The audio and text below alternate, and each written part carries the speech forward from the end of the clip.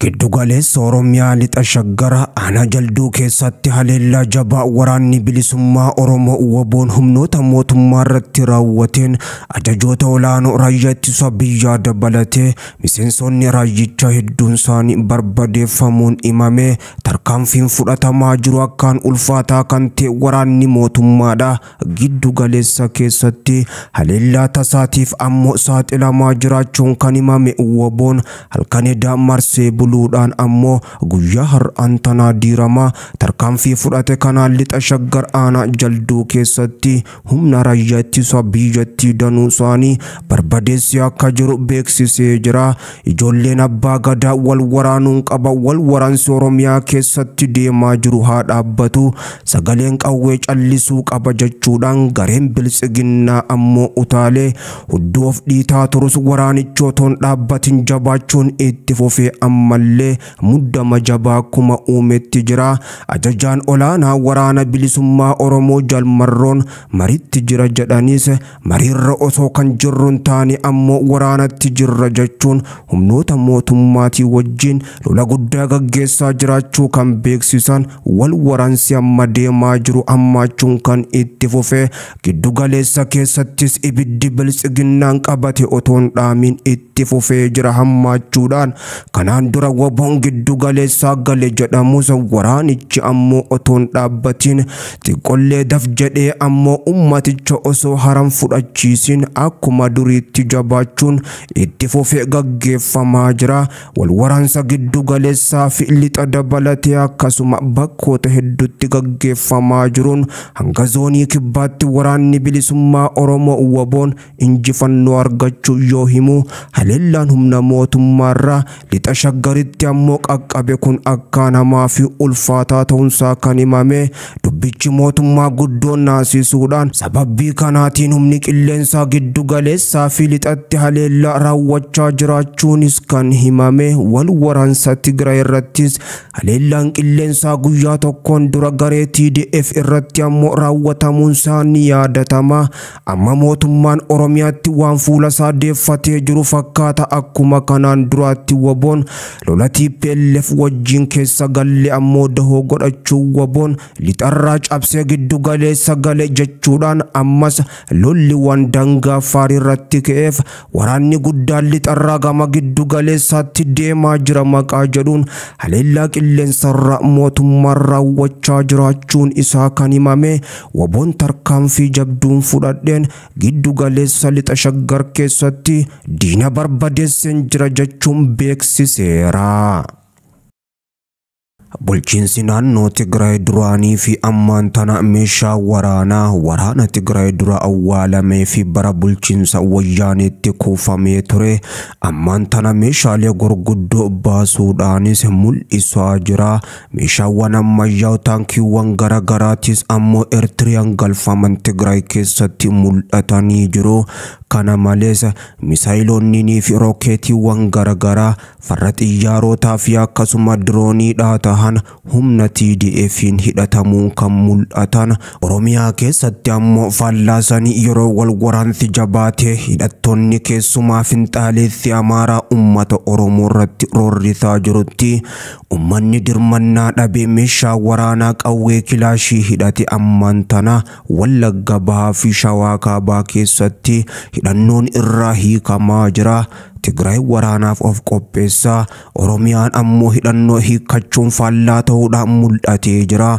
Raayyaan ittisa biyyaa Oromiyaa keessaa baafamuun gara Affaar geeffamaa jiras jedhamaa jira.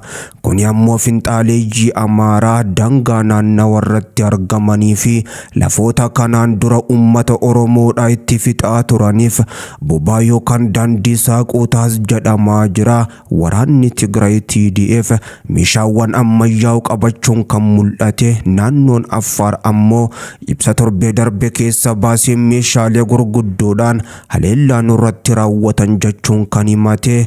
Mortarootaa fi akkasuma gama biraatiin ammoo izuudhaan haleellaan raawwatamu mirkaneessuun lafoota hedduu qabachuu fi gandoonni baay'een harkaa dhuunfatamuu kan beeksise. Amma erga waraanni san dhuhe waraanni Tigraay TDF meeshaalee gurguddoo kanaan dura awwaale baasu kaasuun hidhachuun itti mul'atee jira. Erga mootummaan haleellaa diroonii qilleensarraan irratti raawwatee jira jedhee as bulchiinsi naannoo Tigraay humna isaa meeshaalee gurguddoo hidhachiisuudhaan iddoo itti rukutamne jedhan sanitti ammoo of eeggannoo gochaa jiraachuunis himamee jira. Kaleessaa fi har'aan tana meeshaawwan kanaan dura mul'atanii hin beekne rokkeetonni garagaraa misaayiloonni farra xiyyaaraa humna Tigraay harkatti mul'atanii jiru. Kuni ammoo gareen Tigraay kanaan dura humna qilleensa Itoophiyaatiin haleelamee ture. Haleellaa san jalaa dandamachuudhaaf mootummicha ammoo akka jabaa rukutuudhaaf of qopheessee jiraachuusaa mul'isaa jira jedhan yeroo ammaa keessa beektonni. Meeshaalee farra xiyyaaraa ta'an kana gareen kun ammoo gama Eertiriyaatii fi akkasuma Suudaaniin galfatee ture jedhamuunis himamaa jira. Meeshaawwan ammayyaa'oo jettiiwwan helikooftarootaa fi diroonii dabalatee fageenya irratti ammoo haleeluudhaan lafa buusuu danda'an garichi qabachuun kan mul'ate daangaa naannoo Affaar gubbatti. Haleellaa isarratti raawwatamuu malu hundaafuu of qopheessee waan jiru fakkaata TDF. Dr. Dabratsiyoon ammoo haleellaa yeroo naannoo Affaar irratti raawwatamee jira garee isaatiin jedhamuun himannaan irratti dhiyaatetti dhaabbata biyyoota gamtoomanii UN'dhaaf xalayaa barreessee kan ture kaleessa. Amma humni isaanii meeshaalee gurguddoo hidhachuu yoo mul'atan Oromiyaa keessatti ammoo hidhannoo hiikkachiisuudhaan ummata keenya afaan bineensaatti ijoolleen abbaa gadaa yoo naqan mul'atee jira.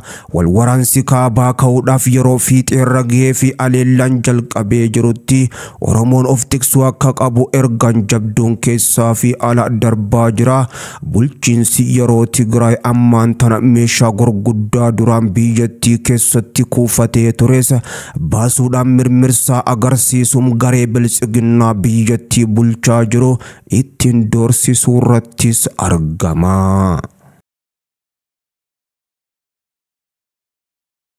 Waraanni lixa Oromiyaatti gaggeeffamaa jiru hammaate lafoorra taruun qilleensarraan gaggeeffamaa jira.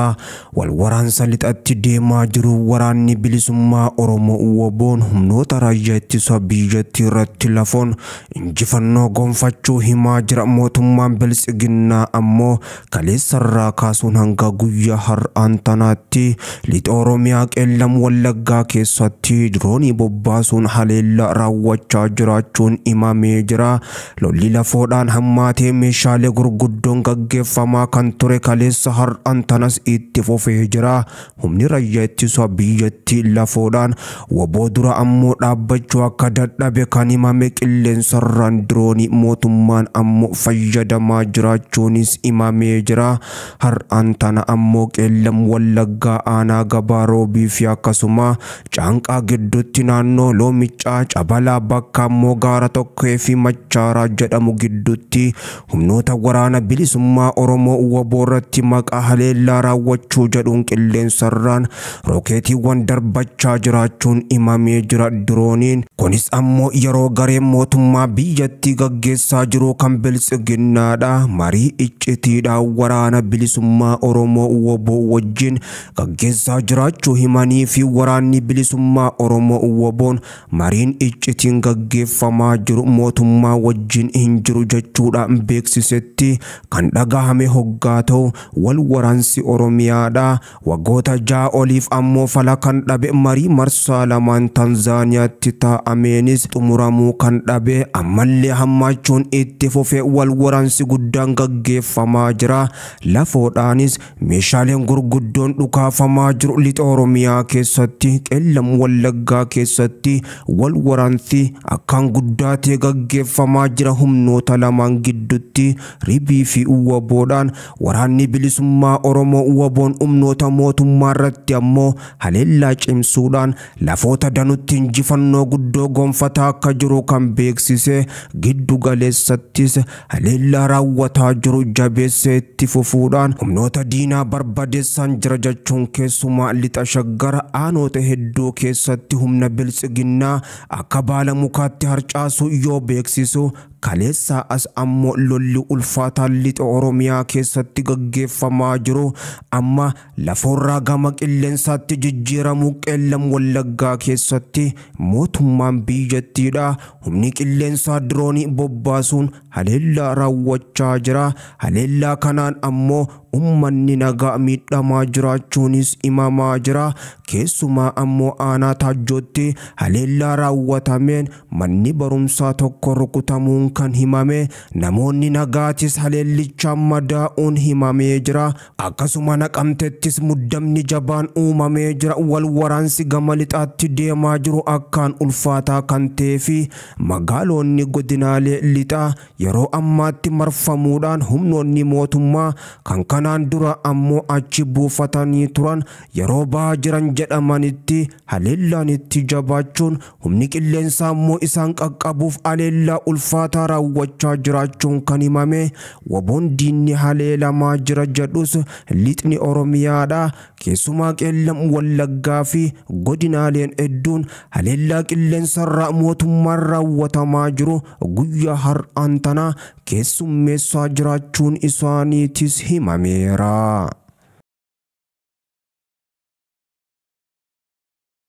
Mootummaan Itoophiyaa qophii waraanaa guddaa gochaa jiraachuu isaa ifatti yeroo ammaan tana mul'ise. Humnoota waraanaa leenjisaa ture. Leenjii loltummaa ji'a 3 xumursiisuudhaan kanneen hafan ammoo baay'inaan ji'a 2 yeroo ammaa eebbisuun bobbaasuu irratti argama. Kutaa bahaa biyyattii lafoota akka Jijjigaa fi naannawa Dirree Dhawaatti kaambiilee raayyaa ittisa biyyattii hedduu keessatti miseensota garichaa ammoo leenjii loltummaa fudhachaa turan. Guyyoota 90 fi 60tti ammoo eebbisiisuun waraanaaf qopheessee akka jiru yeroo ammaatti eebbi mootummaan gochaa jiru kan mul'isaa jiru keessa beektonni waraanichi osoo leenjiin xumuriin waraanatti galuudhaafis eebbifamaa akka jiran kan himan. Kuni ammoo wal waraansa kaabaa akka haaraatti ka'uudhaan gidduu mootummaa federaalaa Itoophiyaa fi naannoo Tigraayitti dhoheefis sababbiidha jedhamaa jira. Mootummaan Itoophiyaa lafoo qofaanii miti qilleensarraan diina keenya barbadeessuudhaaf ga'umsa qabna. Humni qilleensaa keenya akkaan ammoo kan ammayyaa'e jechuun dhaadate. Haa ta'u malee erga ammoo naannoo Affaar irratti haleellaa jabduu gareen TPLF TDF raawwatee as muddamni jabaan gidduu isaaniitti kan dhalate. Humna waraanaa Oromiyaa keessa jiru muraasaa fi humnoota raayyaa ittisa biyyattii haaraa leenjii loltummaa fudhataa jiran giddu galeessaa fi kutaa bahaa biyyaa kaambiilee hedduu keessaa eebbisiisuudhaan hatattamaan gama Affaaritti naqaa jiraachuunis ammaan tana dhagahamee jira. Kaleessaa fi dheengadda hanga guyyaa har'aan tanaatti eebbi raayyaa ittisa biyyattiidha. Kaambiiwwan akka Horsoo naannawa Dirree Dhawaatti argamuu fi kaambiiwwan garaagaraa Godee Jijjiga dabalatee akkasuma giddu galeessaa Awaash Arbaa fi bakkoota hedduutti argamurra raayyaan ittisa biyyattiidha. Osoo leenjichaan xumuriin eebbifamu waraanaaf ammoo qophii gochuu yoo socho'aa jiru mul'atee jira. Kuni ammoo mootummaan akkuma lolaa waggaa 2 Tigraay keessatti gaggeeffame ilmaan namaa qoraan ibiddaa godhee ture. Ammas qoraan ibiddaa qopheeffachuu isaa mul'isaa jira. Gaafa ammoo kun dhume raawwatu lubbuun isaanii baddee lafeen ammoo walirra tuulamtu marii araaraa jechuun akkuma kanaan duraatti harki walitti dhukaase nagaa wal gaafachuun isaanii afaan qabu jechuun dhimmi bilisiginnaa fi TPLF ammallee akkuma yaaddoo biyya Itoophiyaaf ta'etti jira. Ijoolleen hiyyeessaa qoraan ibiddaa lola kaabaa naannoo Affaarii fi akkasuma Tigraay irratti dhohe dabalatee waraana ammoo Eertiriyaadhaa fi Itoophiyaan banuuf deemaniin dhumuun isaanii afaan qabu kan jedhamaa jiru. Amma mootummaan qophii leenjii waraanichaa osoo hin xumursiisin miseensota isaa eebbisuun hatattamaan gara giddu galeessaa naannoo akka Affaarii fi akkasuma gama biraatiin Adaamaa naannawa daandii guddicha Itiyoo Jabuutii fi akkasuma lafoota hedduutti buusuun isaa kunis humna TPLF irraa sodaa guddaa akka qabuu fi kunis sodaarraa kan kee ta'uudhaaf akkasuma humnicha ofirraa ittisuuf daandii guddicha Jabuutii akkan to'anne naannoo Affaar akkan seenneefis kan godhamaa jiruudha. Qophii hatattamaati jechuudhaan imamaa kan jiru isa iddoo hin waraannetti ammoo hin luqqaafatin jedhamu santu biltsiginnaa mudates jedhamaa jira. Waraanaaf dhaadannoo dhageessisaa kan turan Fiild Maarshaal Biraanuu Juulaadha ammoo dubbiiwwan jajjabduu dubbataniin tuttuqaan nutti hammaatee jira. Gareen TPLF kun badu malee Itoophiyaan nagaasin argattu, Itoophiyaan nagaa argattu hin jiru hanga gareen kun jirutti jechuudhaan garicha keessaa ammoo qaamota muraasaatu jira warra tuttuqaa jaallatan qocolloo hammeessan. Obsinee jirra garuu obsi keenya qoftiin lolicha dhaabus hin danda'u jechuudhaan torbaanotaan dura ammoo haasaa godhan keessatti kan dubbatan tuttuqaan jedhame san itti hammaannaan amma humna haaraa leenjisaa ture mootummaa walitti qabuun eebbisiisu waraanaaf ammoo qopheessuudhaaf iddoo qabachiisee addoota waraanaa keessumaa gara daangaa naannoo Affaarii fi Amaaraan ammoo humnoota raayyaa ittisaa biyyattii guddoo irratti qubsiisuun humna TPLF dura dhaabbachuuf murteeffate. Shaabiyaas ammoo ija mirgaatiin ofirraa eegaa jiraachuunsaa kan himame. Kuni qophii waraanaa haaraa hamaa ta'ee fi ilmaan namaa qoraan ibiddaa gochuudhaafis ammoo godhamaa jiru akka ta'es himamaara.